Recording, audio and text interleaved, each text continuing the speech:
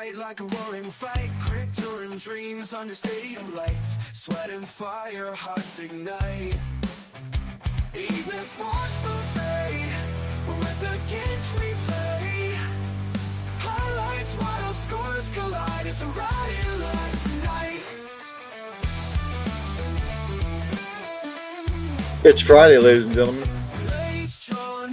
On the chalkboard slate, rivals clash. Another It's a week heavyweight in the fight. books. Every second pound, it can't Welcome to wait. another edition of Early Eating Sports Today with Ginch. I am straight Ginch, and it's going to be a quick show. A little bit under the weather, a little bit of insomnia as well. I don't know what it was. Summer is holding on. It was warm yesterday. It's warm today. I don't know if it's because of the weather. But again, welcome to another edition of Early Eating Sports Buffet with Ginch. I am said Ginch. Did you watch the game yesterday? I fell asleep.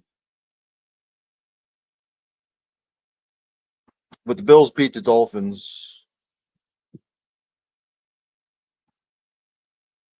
31-21.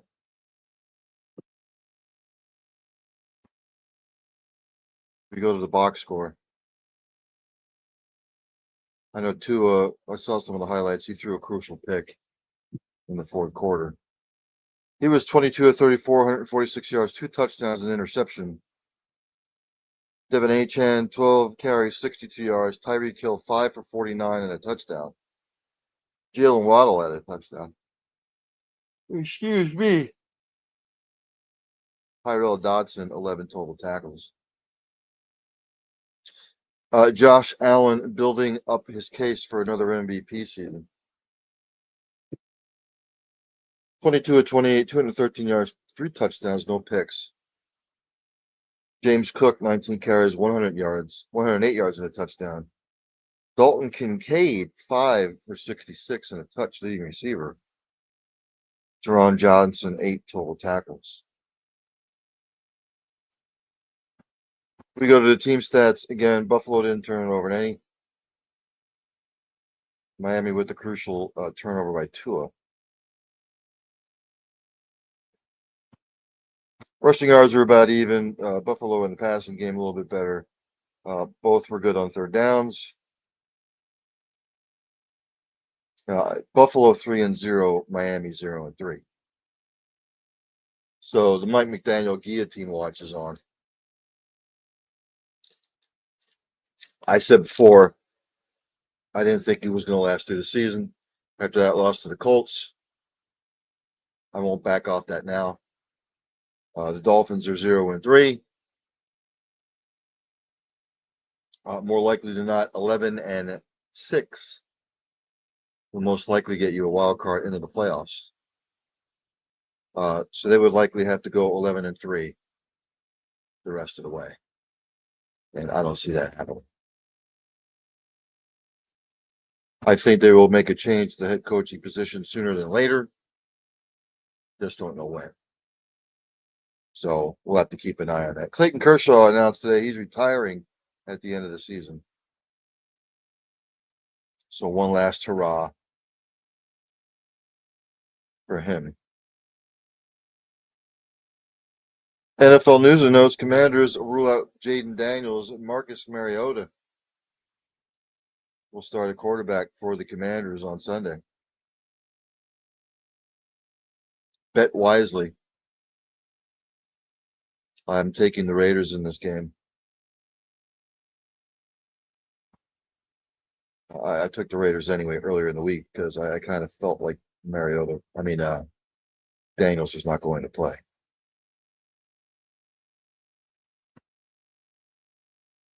Jonathan Kuminga's agent, Aaron Turner, told ESPN that Kuminga is prepared to take the $8 million qualifying offer unless Golden State improves its current offers.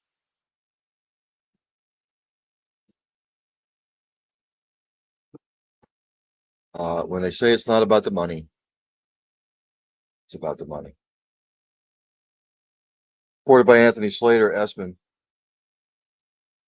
The Warriors have presented Kuminga 22 with 3 separate frameworks The most lucrative is a 3-year, $75.2 million deal with a team option on the third season. It guarantees Kuminga $48.3 million in the first 2 seasons. He is also being offered a 2-year, $45 million deal with a team option on the second season and a 3-year, $55 million deal without options. Again, when they say it's not about the money, it's about the money. Buccaneers rookie wide receiver Emeka Egbuka. He is questionable with a hip injury against the Jets come back. I don't think they're going to need him anyway. Justin Fields is out, I believe, for the Jets. I don't see the Jets winning the game anyway.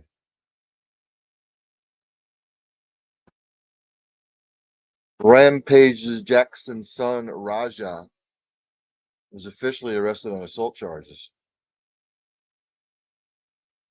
He is currently being held on a $50,000 bail. No further details of the pending case have been revealed as of yet. He'll be home. $50,000 should be no problem. So I'm sure he'll be home. All right, other news and notes from around the world in sports. Reported by the Associated Press, American Ray Benjamin was declared the winner of the 400-meter hurdles at the World Championships Friday after officials overrode an initial disqualification for slightly dislodging a hurdle in the lane next to him when he knocked over his own.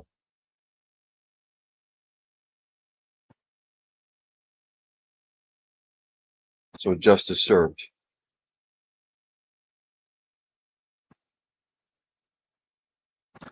The witness who witnessed the University of Miami football players' attempted murder.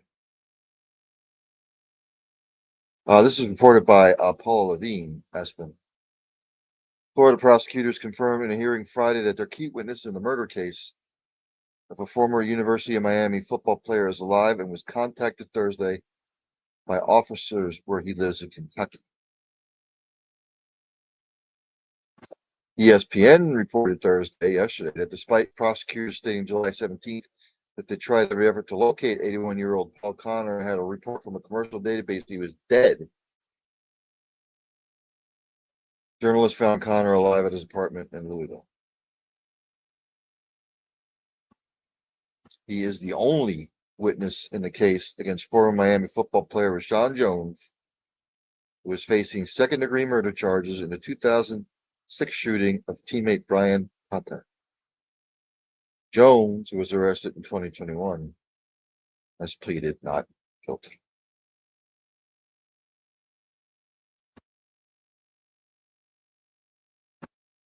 Totally Major League Baseball.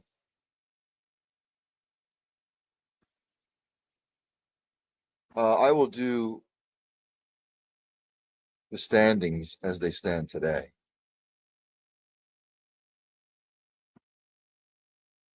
I will just give you some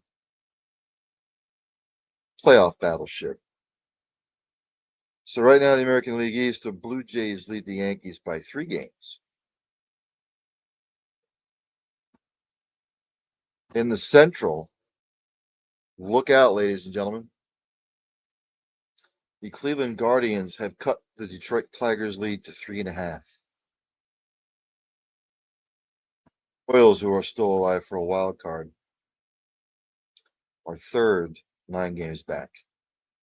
The Guardians have caught fire. The Tigers have not. So right now, the Tigers are in a bit of trouble. And out in the West, the 3 teams still available in the playoff hunt. But right now, the Mariners and the Astros are tied for the division lead. Rangers are third, 5 games back. National League East, it's a wrap. Philadelphia has that wrapped up. The Mets still clinging on to a wild card. Marlins and the Braves are mathematically still alive, but don't see it. In the Central, the Brewers and the Cubs have clinched playoff spots, so there's 2 wild cards up for grabs. The Reds are still alive. The Cardinals are still alive. And out west, the Dodgers now have a 3-game lead on the Padres. The Diamondbacks and the Giants are still alive for a wild card. Major League Baseball scores yesterday. The Guardians beat the Tigers 3-1. Crucial matchup, crucial series.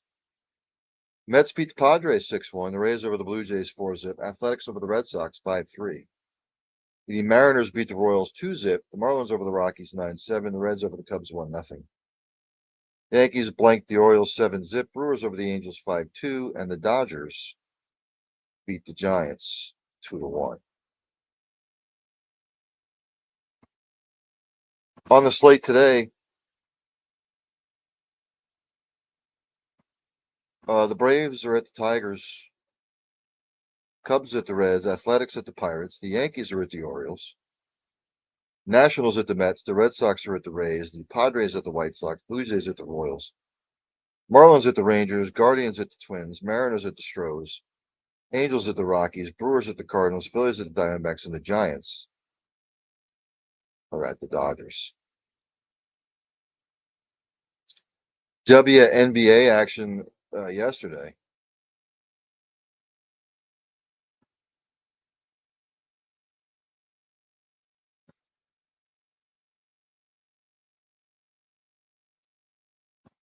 The Indiana Fever beat the Dream. A little bit of a shocker. They win 87-85 to advance 2-1. The Dream were 30-14 on the year, ladies and gentlemen. The Fever were 24-20. So that is an upset.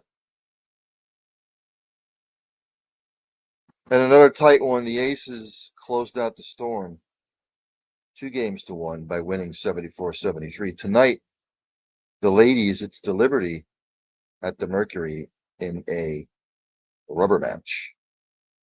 Whoever wins that game will advance. Then on Sunday, it's the Fever at the Aces and either the Mercury or Liberty at the Lynx.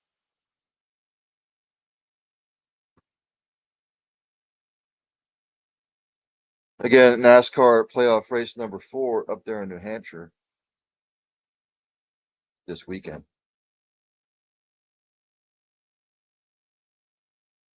So I will not predict winners anymore because as a lifelong NASCAR fan, right now I think NASCAR is a joke.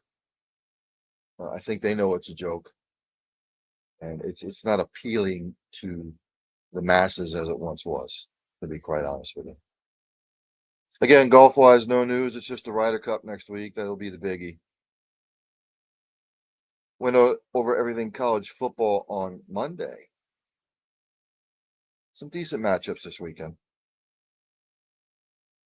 Again, NHL and NBA camps will be ramping up here. And as far as soccer goes, I think I went over the matches upcoming for the Premier League.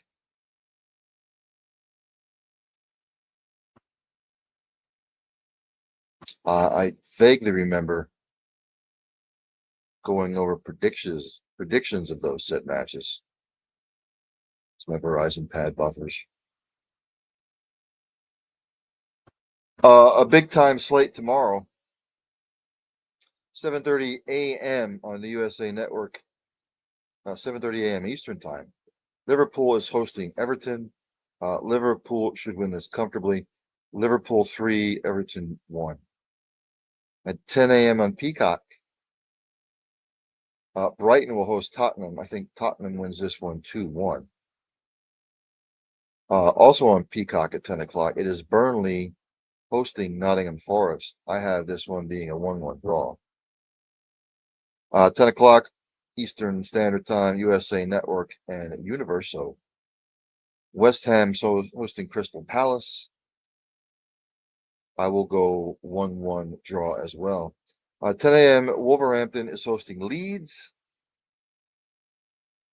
I had this game being a 2-2 draw. 12:30 p.m. on USA Network, Man City is hosting Chelsea.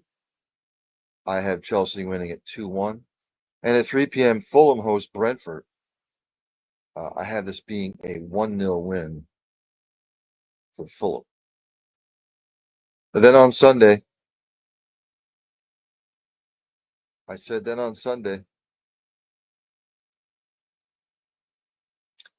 9 a.m. on the USA Net and I think Telemundo. Bournemouth is hosting Newcastle. I got Bournemouth winning 2-1.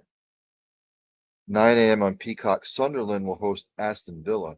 I actually have Villa winning this 2-1. 11:30 a.m. on Peacock, a big one. Arsenal is hosting Man City. I'm going to go a 1-1 draw for that particular game. So I think that's going to do it for today. Like I said, it's going to be short. Feeling a little bit under the weather.